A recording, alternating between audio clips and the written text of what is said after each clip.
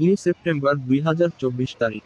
পশ্চিম ত্রিপুরার জেলা কল্যাণ আধিকারিক, জিরানিয়া মহকুমা শাসক, জিরানিয়া মহকুমা কল্যাণ আধিকারিক, ওল্ড আগরতলা আরডি ব্লক ও বেলবাড়ি আরডি ব্লক এবং বিভিন্ন লাইন দপ্তরের সহযোগিতায় জিরানিয়া মহকুমা কার্যালয়ে একটি স্যাচুরেশন ক্যাম্প অনুষ্ঠিত করা হয় টিম জন্ম স্কিমের দ্বারা।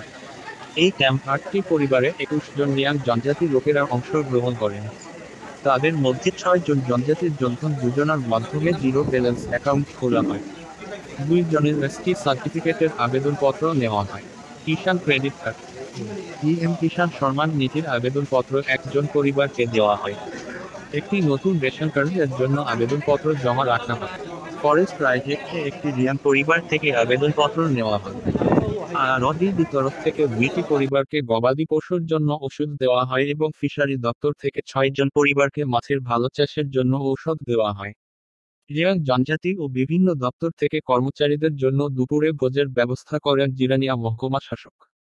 এই ক্যাম্পের কারণে রিয়াং জনজাতিদের মধ্যে ব্যাপক খুশি দেখা যায়। ধন্যবাদ। পশ্চিম Tripura district magistrate and collector office Agartala.